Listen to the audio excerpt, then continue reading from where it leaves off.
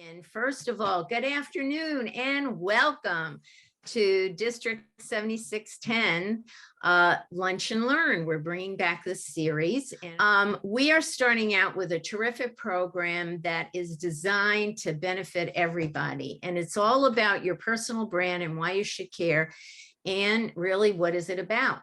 This is going to serve all kinds of audiences, whether you're in your beginning career, whether you're mid-career, late career, changing careers, coming back for a second career, etc. We are very fortunate to have two great Rotary spokespersons. Let me tell you, first of all, Emma is a wonderful new generation, millennium. She calls herself a geek. I'm telling you, she's a guru with regard to brand management for yourself and how to utilize that in making yourself known in the business world and being able to make connections as a result of it. Our second speaker is Terry Weaver, who many of you may know from, he is one of our great presenters at Zone 33 and 34. And he is also a very successful business executive and does career coaching. So you've got really two great experts telling you about an essential element for all of us. And without any further ado, Emma and Terry, please take it away. Thanks, Pat. So the question is, who cares about personal branding? Maybe somebody who's retired, but still interested in being engaged, making a difference. Maybe somebody who's semi-retired, or a term I like a lot, doing a career downshift. Someone about to retire, looking forward to or into, or perhaps frightened by retirement. Someone late in their career, 50-somethings. Someone in their mid-career, 40-somethings, or people in their early careers, 20 and 30-somethings. Who cares? Well, my suggestion is all of the above. The fact is that you have a personal brand, whether it's intentional or not. So what is it? Jeff Bezos says your brand is what people say about you when you're not in the room. Forbes magazine describes it as the unique combination of skills and experience that make you who you are. It's how you present yourself to the world, or you might think of it as just your professional reputation. So what's the value proposition of this? Why would I care? You know, I'm starting out my career, I've got a job and everybody knows me at work and so forth. What's the value proposition of this? I think the first one is, folks, self-awareness. This is a quality I value greatly in friends and acquaintances and people with whom I have relationships, other Rotarians, people who know who they are. More importantly, know who you're not. And what that does is allows you to home in on the sweet spot of your career. So you can finish this sentence with, I'm as good as anyone and better than most at blank. I would say I'm as good as anyone and better than most at business coaching, particularly small businesses. I can help a small business improve itself, improve its value proposition to its owner, and I know how to do that. That's my personal brand. So how do you cultivate that? It's about discovering and articulating the skills and talents and gifts that you have, so sort of an inventory, if you will, then claiming the high ground. What is it that you're as good at as anyone and better than most? So you can finish that sentence smoothly. It's about reading and studying and enhancing those skills. Once you figure out what that sweet spot is, then drill into it, lean into that knowledge base and that skill set, and actually look for articles, look for webinars, look for blogs, look for other material that'll help you get better at that skill set. And then practicing, looking for opportunities to exercise those skills. Now, if you're early or mid-career, these things really apply. Looking for opportunities to exercise the skills that you're developing as sort of your career brand for the better part of your career lifetime. And then posting that. Emma's an expert on this. She'll show you how to tailor your LinkedIn profile. Now, to be fair, there are a lot of social media opportunities out there, but we're talking about your professional persona, your personal brand. And LinkedIn certainly has the high ground with respect to that. You want to be careful not to undermine that with, say, foolish things that might get posted, either photographs or posts on, say, one of your casual social media pages, because frankly, people look at both, particularly interviewers. So build around your strengths. Now, I sometimes say, God knows if you've ever been married, you've had plenty of help identifying your weaknesses. So look for career opportunities that are a fit for what you're good at.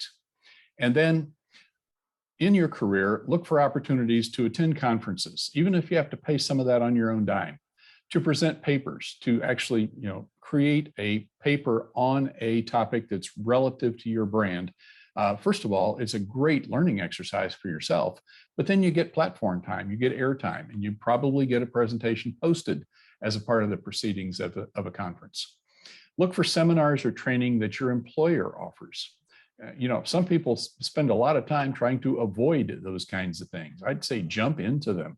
Any kind of seminars or training that your employer offers, maybe they have a subscription to a third-party training site, jump on those. Anything that you can do to enhance your understanding of the skill set and the techniques and strategies of that sweet spot that you're developing as your personal brand. Training other employees. I had a great opportunity early in my career. Now, my career earlier in the game, my career early in the game was as a professional technical salesperson, particularly high ticket technical sales. I'm talking about projects in the $1 million plus range in contracting. And I discovered in the 70s a selling methodology for those big scale kinds of projects that I thought was just perfect for our company. And I started using it in the branch office that I ran in St. Louis, and it was working. I mentioned it to somebody in the training department in our corporate headquarters in Milwaukee, and they said, "Hey, you think you could put together a training program on that?" I said, "Sure." So we had a corporate training center, generally populated and staffed by training professionals. And they beamed me in one day. I flew up to Milwaukee, spent the night in the Pfister Hotel, and presented basically a training session on this selling methodology, with which I've earned millions of dollars for shareholders over that time since the 70s to now. I still train that to my own clients in this business coaching practice. So it's a good example of how I got myself out in front of the rest of the pack. I got my name on the wall. I got my name in front of countless other people who recognized that I was bringing something of value to the party. You also want to avoid situations and assignments that don't fit your sweet spot. You'll recognize that there are things that you're asked to do, or even perhaps a promotion or an opportunity on the outside. And you got to be careful what you wish for, folks. I have seen people take a promotion that just didn't fit their sweet spot, and they almost always regret it. Thankfully, in my life, in my second engagement as a manager in those same types of businesses, I was able to give people some get out of jail free cards and help them back away from something they'd gotten themselves into that they just were not good at. It's a whole lot better to salvage an employee to something that we knew they were good at once upon a time than to burn them down trying to get better and better at something that they're just not a fit for. Responding to recruiters, again, be careful what you wish for. You'll have people call you up on the phone and say, "Hey, we're looking for somebody like this." And if it turns out that you're not like that, tell them that. This just doesn't sound like it's me.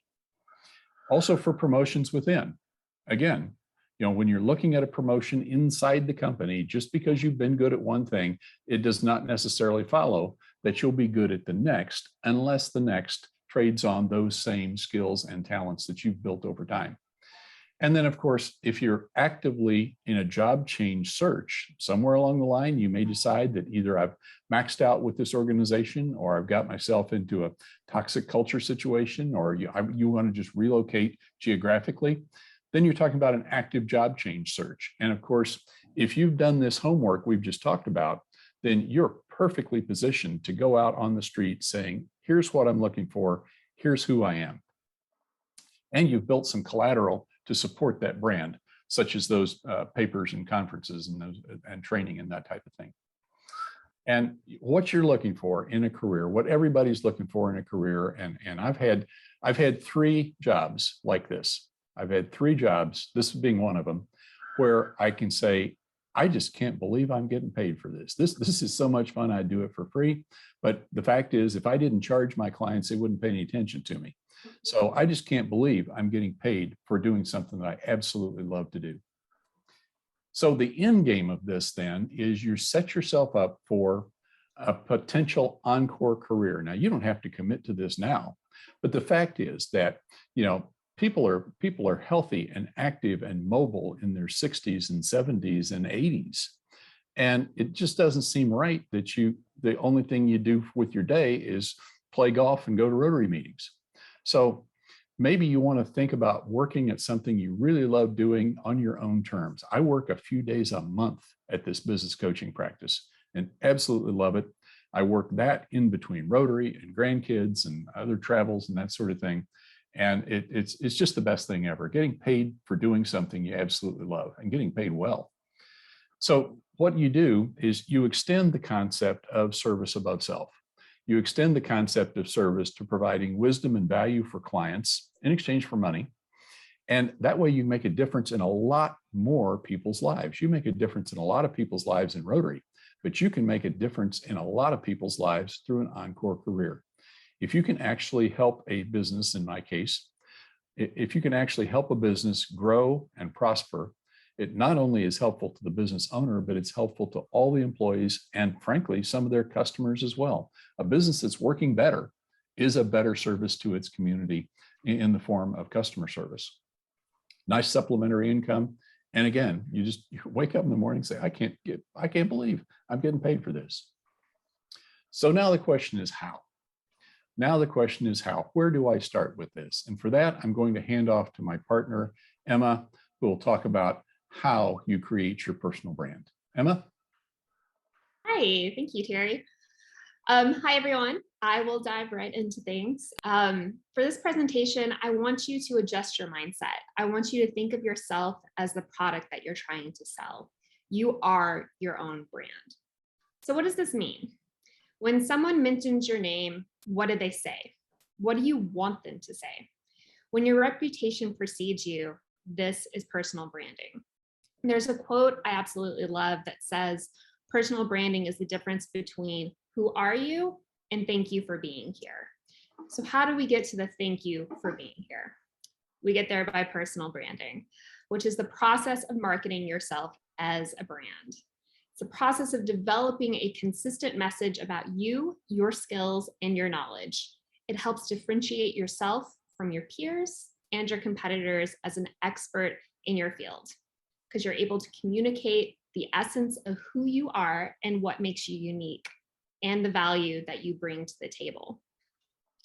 This is something that can be achieved through social media channels, your website, other online platforms, and of course, in-person opportunities too, with speaking and panels and networking. It's something that can also help you find new clients and generate leads for your business, land a new job, or just increase overall awareness of who you are. So how do you build a personal brand? I've started teaching this as a part of a larger course at Women's Business Daily, and we're going to go through a condensed version today. First step is to create a niche for yourself that is unique and specific. And you want to get specific here. I want to stress that. The best personal brands are super specific.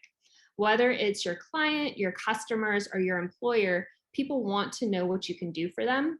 So you want to focus on a specific subject area, one that you feel comfortable with and one that you are comfortable saying that you're an expert in. So let me give you an example. This is my personal branding. I call myself the Geek Girl. I have 3 different hats that I wear under this brand. I'm the founder and director of strategy for Excite Creative Studios, which is a design and marketing agency that I started when I was 14, which is a very long time ago. And in the 20 years since, I've also founded a couple of other brands, one of them being Women's Business Daily, a site that's targeted at female entrepreneurs and career-driven women.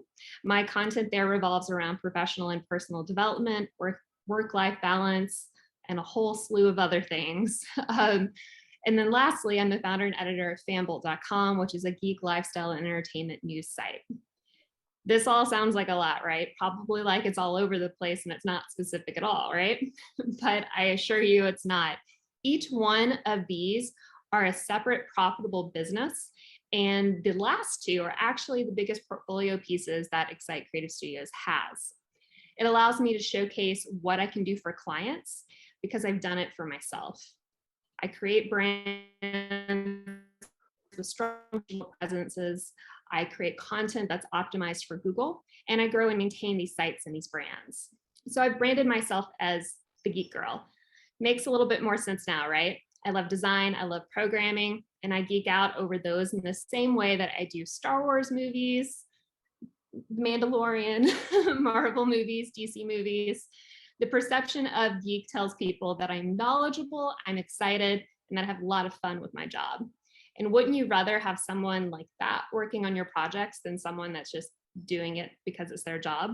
As Terry said earlier, every day I get up and I mean, I don't want to work for free, but I would totally work for free. I love doing what I'm doing, and I can't believe that this is the career that I built for myself. So this is the story that I tell through my social media accounts, my websites, and my in-person interactions with people. I want you to take this concept and apply it to yourself. A challenge for you, a little bit of homework. I want you to pick a hashtag that describes you in the same way that I'm hashtag geek girl. Who are you? What is your branding? Feel free to share it with me. Tag me on Twitter, Instagram, LinkedIn, or Facebook at Emma Loggins. I'd love to hear what your personal brand is. But moving on, after you've established what your area of expertise is, which is the foundation of your personal brand, the next step is to become a storyteller and tell the authentic story of you. You need to know your purpose, know why you're in the room. And once you have the answer to this, you need to simply find a memorable and genuine way to tell that story to the world. I always say that great marketing doesn't feel like marketing at all. Instead, it tells a story. And that is the most effective personal branding strategy, telling your story. Building a narrative of your who, what, when, where, how, and why, who you are, what you do, when and where you do it, how you do it, and why you love it. The easiest way to do this is simply by sharing knowledge and doing that through social media. So this can be something as big as signing up for speaking opportunities or podcasts, becoming a mentor, or maybe even self-publishing a book. You want to share that. I think somebody's mic is on, just making a quick note of that. You want to share that knowledge with the world and establish yourself as a thought leader. Or maybe you reach out to a website and offer to contribute content in exchange for that site providing you with a platform to establish yourself as a content expert. This is something we do frequently with womensbusinessdaily.com.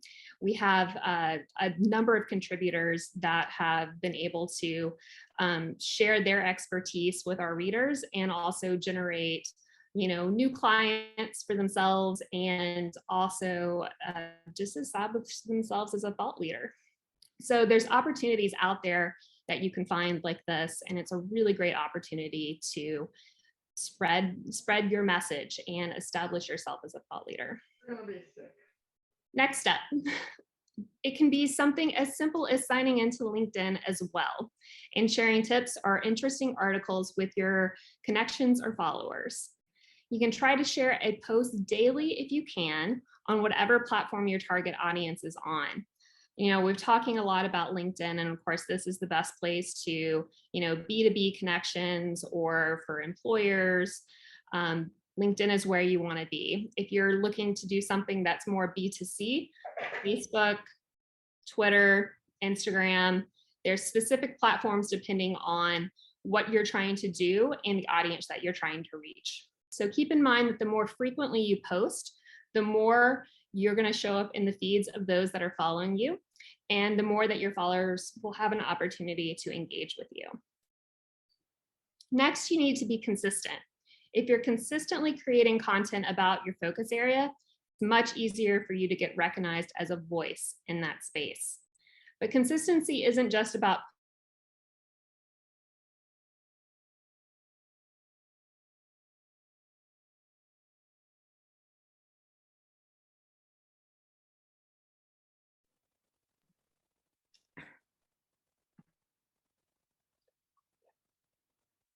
She's muted. Dave, can you unmute Emma?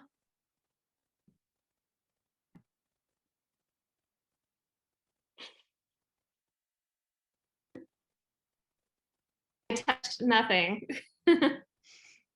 All right, where did I leave off at?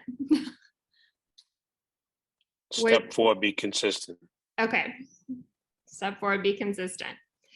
Consistency isn't just about posting content regularly online. It's also about showing up, both online and off, and showing up with the same brand voice when you do.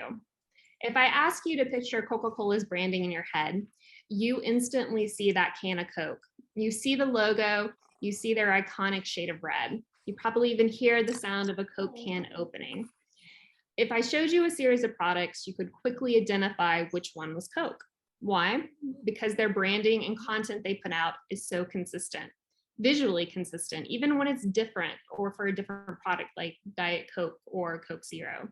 You need to apply the same logic to yourself.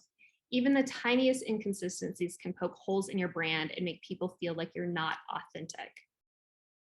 You also need to remember that you are your brand, morning, noon, and night. People that meet you are meeting your personal brand. So you need to be sure that you're creating a positive impact on them, that you make people feel good, motivated, and excited. You know, earlier I mentioned the importance of being you, the importance of being authentic and sincere. A personal brand is something that follows you everywhere you go. It should amplify who you are and what you stand for, and it should create an impact. So kind of calling back to the beginning of the presentation, we talked about how personal branding is the difference between who are you and thank you for being here. If someone is familiar with you before they've ever even met you, and or they get online, they do a search for you, you want them to be impressed with what they find. You know, many employers use social media to research potential candidates before making a hiring decision. You have an opportunity with your online presence to make yourself stand out from the crowd. Whether you're looking to start a new job, impress a new client or a customer, you want to make the most of that opportunity. And if a statement or a piece of content is something that you wouldn't be okay with your boss or your coworkers seeing, or all of your clients and customers seeing, don't put it online. That's one of the biggest things I stress to people. Things that you post even 5 years down the line can come back to haunt you. So be careful and be thoughtful with every piece of content you're putting online, because that is part of your personal brand. And that's it for me. Thank you. Okay.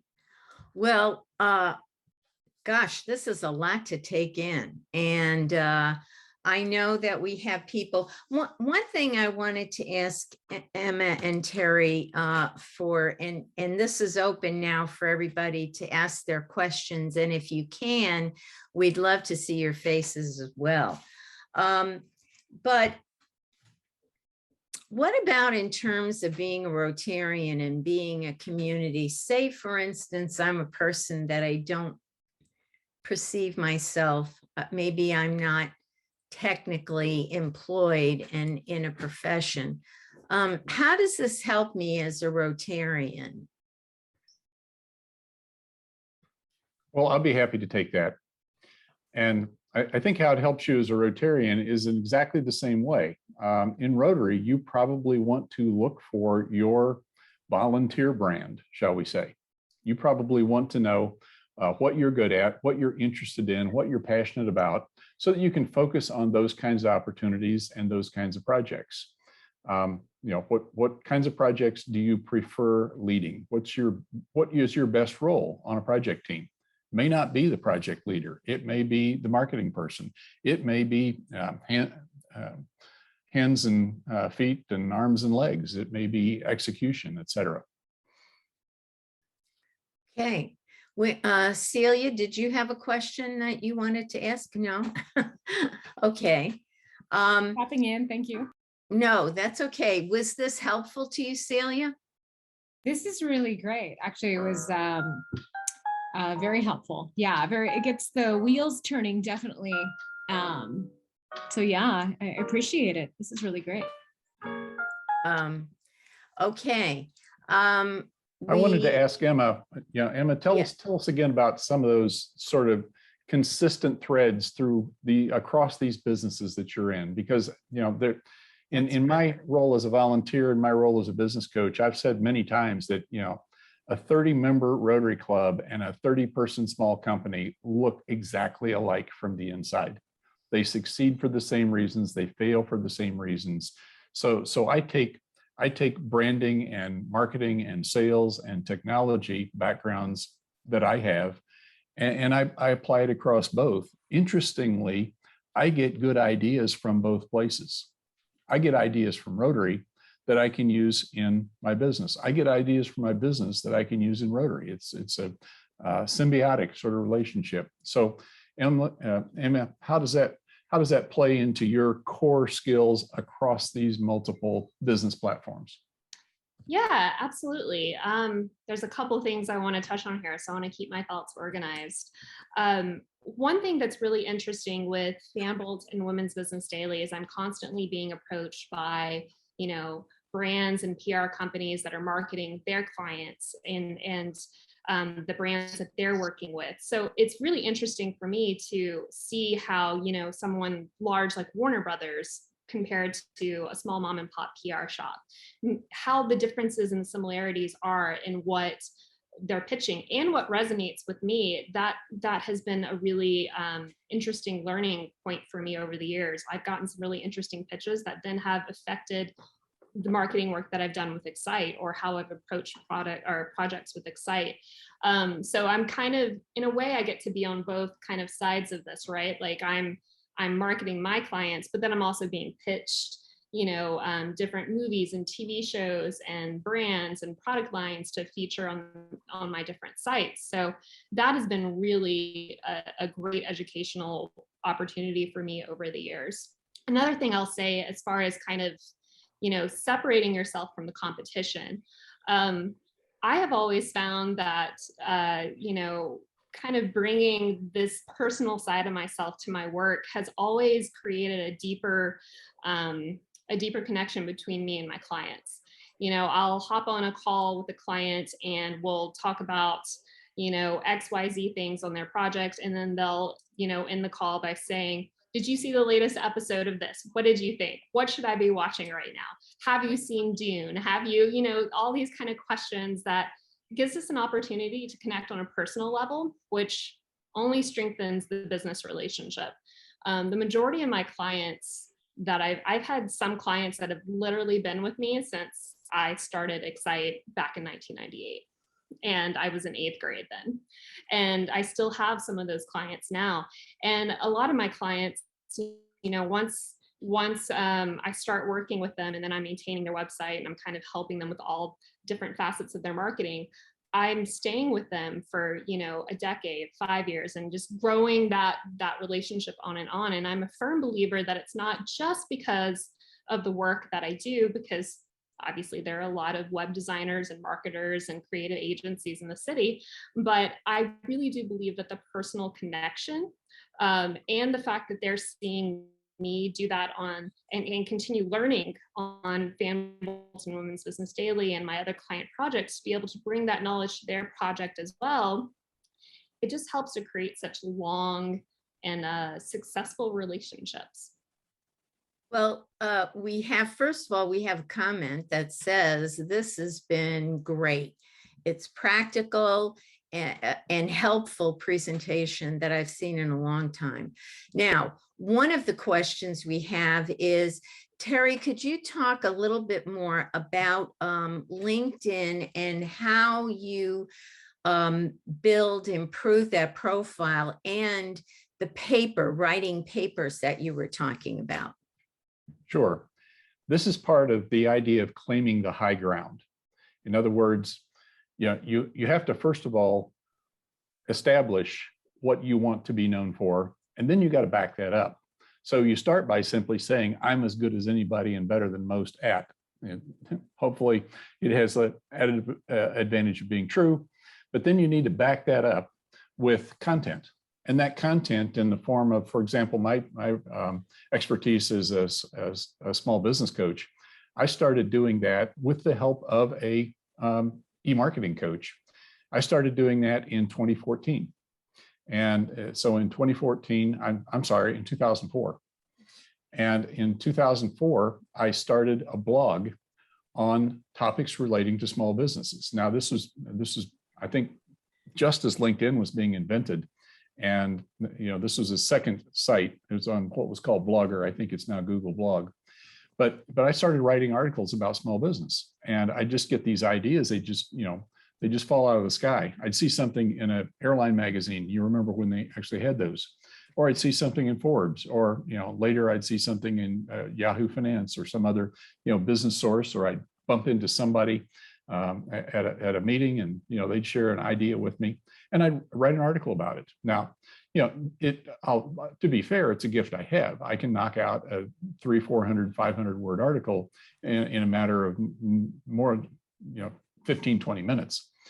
Then I started publishing an e-newsletter using those articles as the core as I started prospecting for clients in multiple states between Chicago and Florida. I was prospecting about 40,000 clients.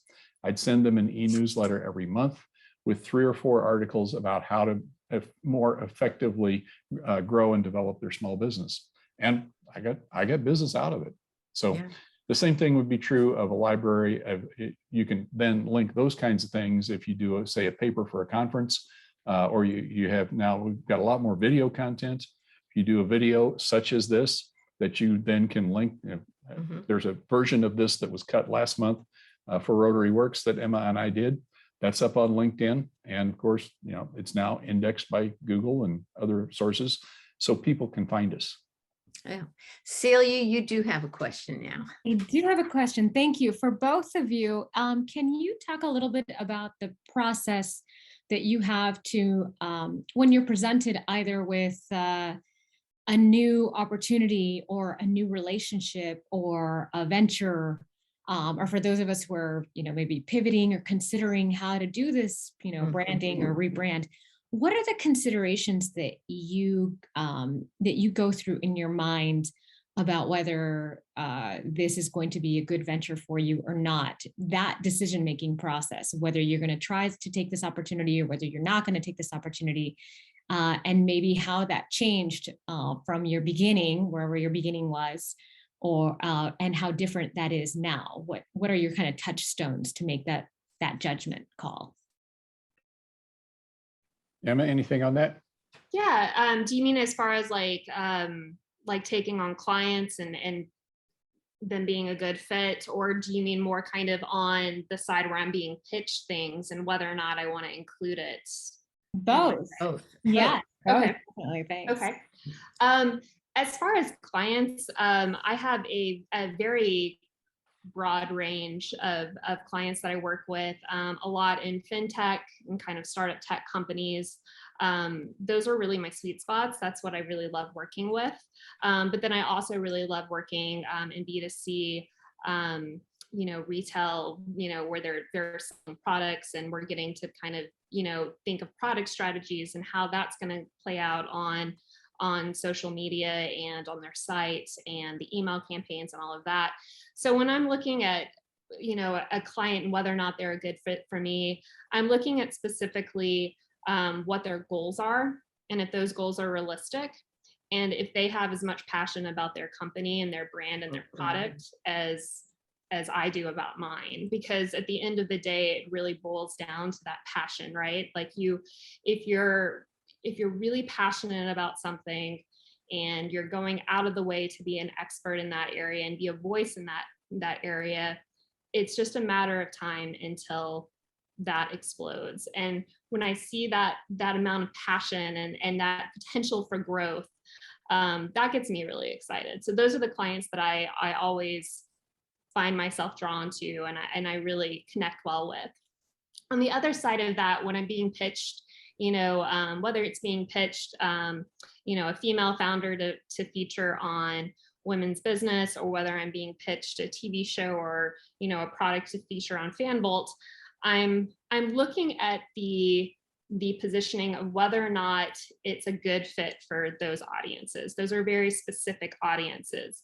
Women's business is, kind of a 30, 25 to probably 55. Of course, largely female audience. I think we have like 2 or 3% readership that is male. So I'm looking at the stories that these female founders have that they're wanting to share, and how I can kind of dive deeper into that, via an interview, and really share their knowledge with female founders that are up and coming or looking to make that transition over to starting their own brand. So I'm really looking at who has the most knowledge to share, and who has, a really great story that's going to inspire and motivate. Those are the main things that I'm looking for there. I think, Celia, taking any kind of question, now I'm a recovering engineer, I'll give you that. But I think taking any kind of question like that and breaking it down into the parts, and the smallest molecular content of a job or a career is core competencies. And so if you've done that self-assessment, if you have that self-awareness of, here are my perhaps half dozen core competencies. These are things that, you're just really, really good at functionally. That might be sales prospecting. It might not be. It might be marketing and PR. It might not be. It might be operations. It might be process development. It might be financial management, et cetera. Those kinds of things are core competencies. So once you figure out what those are of yours, then any opportunity that comes at you, you just sit back and say, let me think, based on what I know about this situation, what are the core competencies that are most essential to that? And if they don't match, it's an easy answer. If they do, then you know exactly how to pitch yourself into that scenario. Right.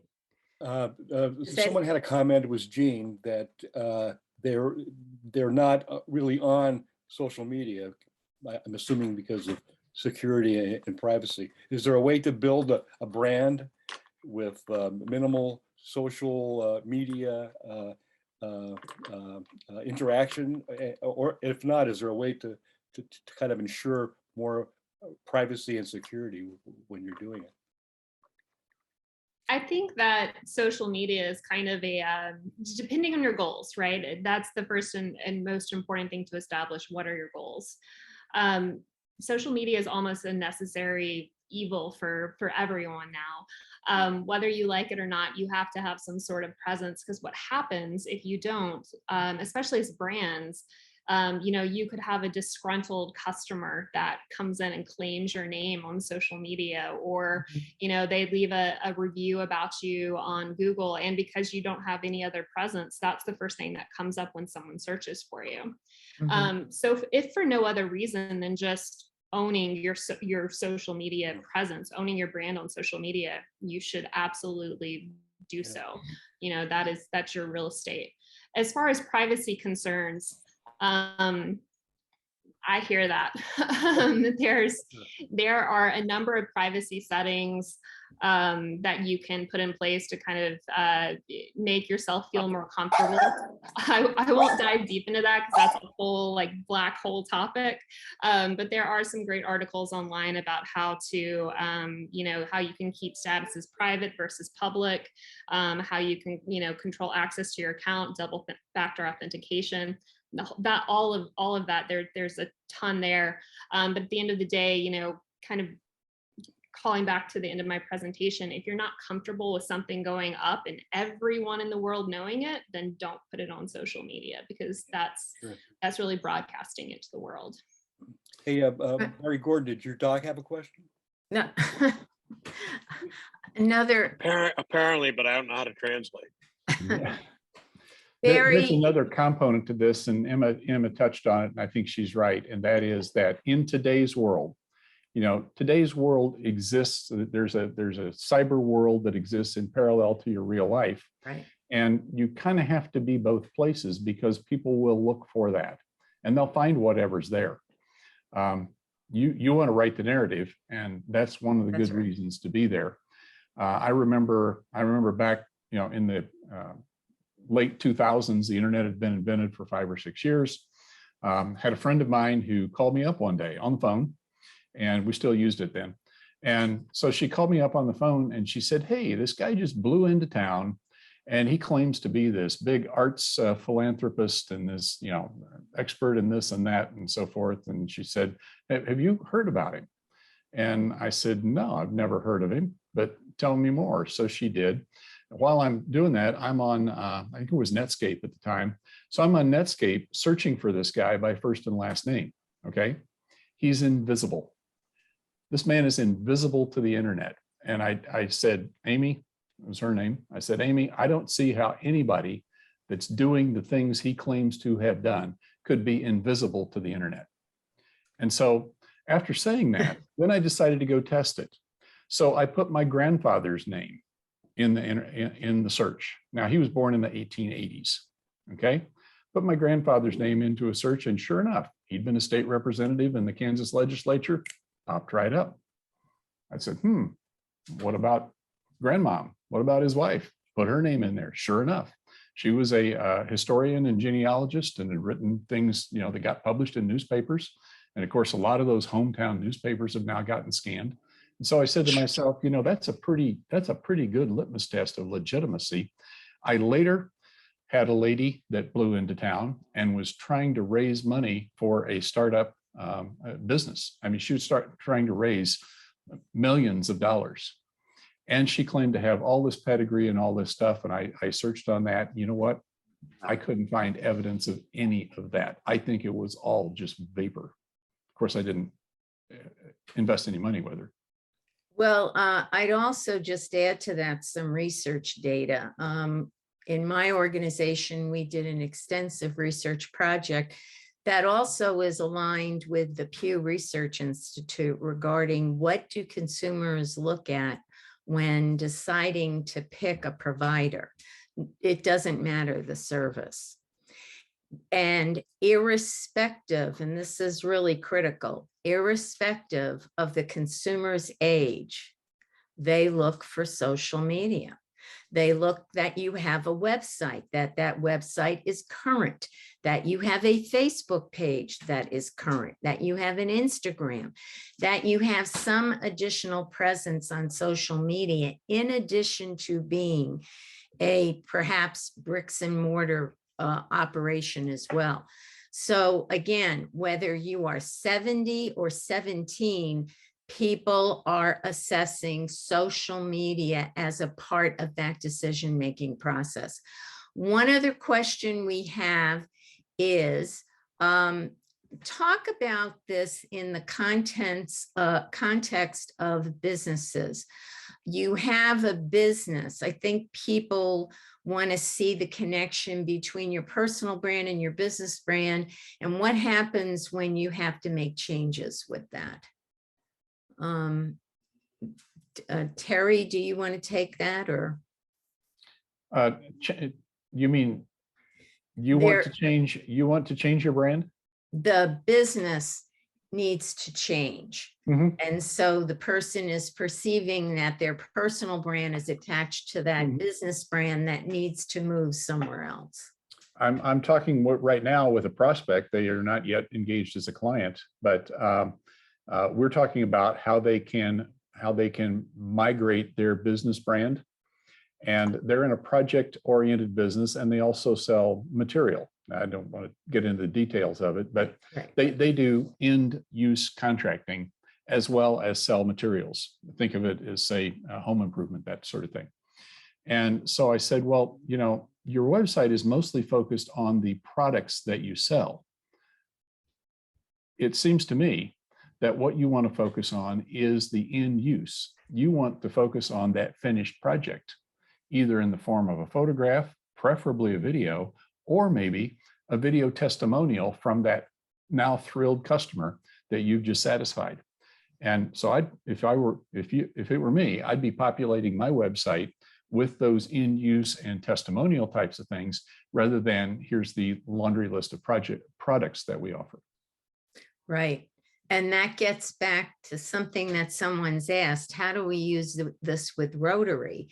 And I think one of the changes, and you can speak a little bit more to this probably, Terry, is that instead of what Terry was just telling us, instead of a litany of here, I have this, I have that, we did this, we did that, Rotary has changed to expressing what is the impact because we exist. So that gets to one of your points, Emma, too, about what is behind the personal brand, the impact that you make. So both of you want to kind of comment on that? Yeah, Emma, I'd like you to comment, Emma, on the value of video as opposed to other media that, print or text or graphics, that sort of thing. The value of video as it relates to, say, the positioning of a Rotary Club and promoting projects that we've accomplished, as Pat suggested. Yes. Okay. Well, I want to start out by saying I want to kind of piggyback off one of the last things that Terry said about, connecting a business brand and a personal brand when they don't necessarily seem like they fit. One of my best examples of this is my father, who you guys may or may not know, Ben Loggins. He has been in Rotary as long as I've been alive. He was a Rotarian when I was born. And he, of course, CPA, and he's given many Rotary presentations about the Roswell 1947 alien crash. Doesn't necessarily jive with being a CPA, but, kind of calling back to my presentation and the being authentic, being authentic as you and kind of embracing what makes you different from everyone else. You can't name another accountant or another CPA that's, a believer in aliens that loves alien conspiracies. So I think that that's actually something, when you have an opportunity to blend the two, even when they don't necessarily fit, you should always embrace what makes you unique. And granted, yes, there's going to be opportunities where for whatever reason, it just doesn't jive with your professional brand. But I find that in a lot of cases, it actually does, even when you don't think that it will. And then to the video point, kind of growing up as my dad calls me a child of Rotary. So kind of seeing the evolution of not only how Rotary markets, but also how, social media has evolved over the last 2 decades. Video is becoming the most important part of social media. You feel more connected with a video. You feel like you're having a conversation with someone instead of just seeing a photo or instead of just seeing text. And even social media algorithms, LinkedIn, Facebook, Instagram, they all have kind of a little bit of a bump that you get when you're using video in comparison to, just static content. So that's absolutely where things are headed. And it helps people to feel more connected, and especially in this kind of virtual COVID era where we, aren't meeting in person as much as we were, being able to have that video connection still helps you feel connected to those around you. So I'm a big fan of doing video content in comparison to the written content and the static content, because it just has more of a life, and social media values it more in its algorithms. So when was the last time you saw a photograph go viral? Now, it has happened. John Kennedy saluting the Kennedy funeral procession, raising a flag on, I believe it was Iwo Jima, servicemen kissing a nurse in New York City. I mean, think about it. We've spanned now 70 years, and I've thought of 3 images that went viral compared to how videos just explode. Absolutely. Do we have any more questions? Well, I have to tell you, both of you have gotten great raves in the comment area. So thank you so much. And everybody, I want to thank both of our participants, Terry and Emma. Terrific job.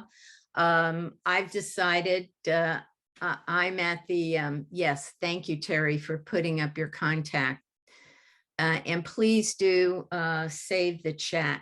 I decided mine is hashtag why not exclamation gal, because that's kind of what I've been my whole life. So why not, you know? Anyway, ever since I was a child. Okay, so thank you very much for participating. Please contact us with your questions, your information, and your suggestions for future speakers. Thank you for being Rotarians. Have a wonderful week. Again, Terry and Emma, thank you so much. Goodbye.